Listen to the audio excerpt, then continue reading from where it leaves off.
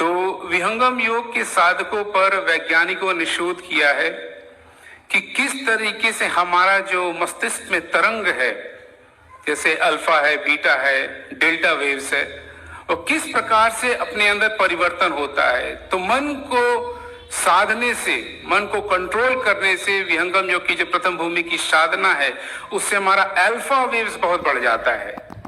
यह जो रीजन है फ्रंट, यहाँ पे मस्तिष्क के सामने, इसको कहते हैं प्री फ्रंटल कॉर्टेक्स रीजन।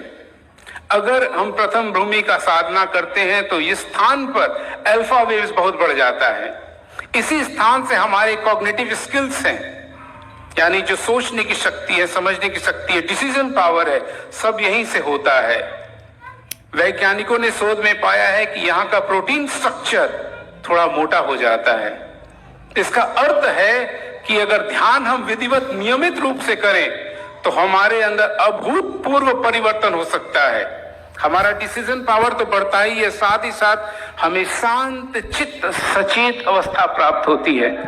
उसको कहते हैं रेस्टफुल अलर्टनेस। यह एक मेडिकल साइंस का टर्म है और शायद इसी कारण से जो सबसे प्रसिद्ध मैनेजमेंट की दुनिया में जो मैगजीन है उसका नाम है HBR, हार्वर्ड बिजनेस रिव्यू। पहले, आज से 20-25 साल पहले मेडिटेशन पे ध्यान दिया जाता था, थोड़ा कम था। अब क्या है, यह देखा जाता है कि उसमें आर्टिकल्स मेडिटेशन से जुड़े हुए अधिक आते हैं। उसी में से एक आर्टिकल में लिखा था कि every manager must practice 10 minutes of meditation at all hierarchical level. That means, इसका अर्थ ये होता है कि हर मैनेजर किसी भी हायरार्किकल लेवल में हो, किसी भी ऑर्गेनाइजेशन में हो, 10 मिनट का ध्यान अवश्य करें। इससे क्या होगा, हमारा मन शांत होगा, हमारा तनाव दूर होगा। अभी हम वाणी की संयम की बात कर रहे थे, उसमें नियंत्रण होता है। तो सबके पीछे मन के अनियंत्रण के कारण ही सारा तनाव और समस्याएं हैं। अगर हमारा मन शांत है तो हम बड़े से बड़े कार्य को शीघ्रता से कर सकते हैं। हमारी मेमोरी बढ़ जाती है, बच्चों के लिए तो विशेष लाभदायक है, मैंने इसका अनुभव किया है।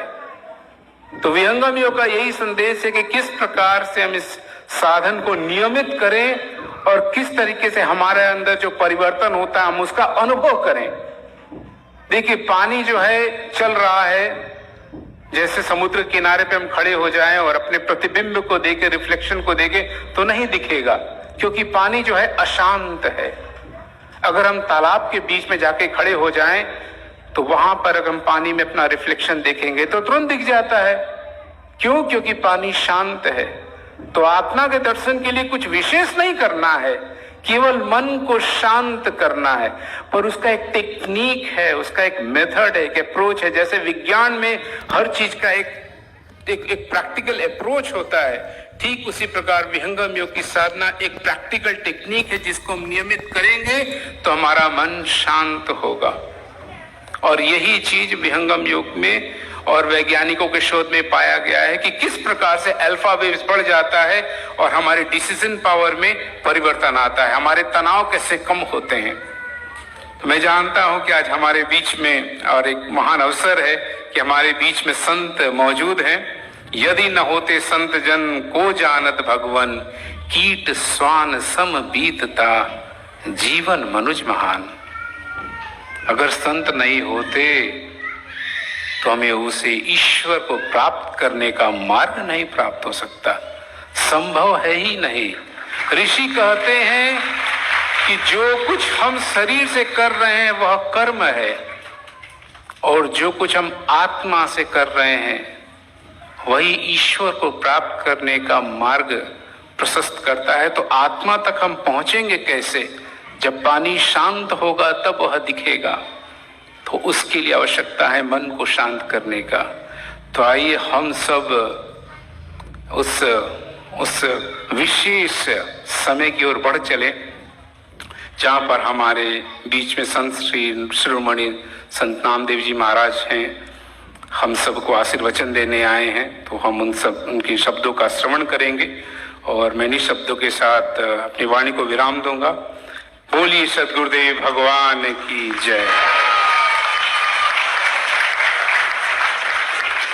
करतल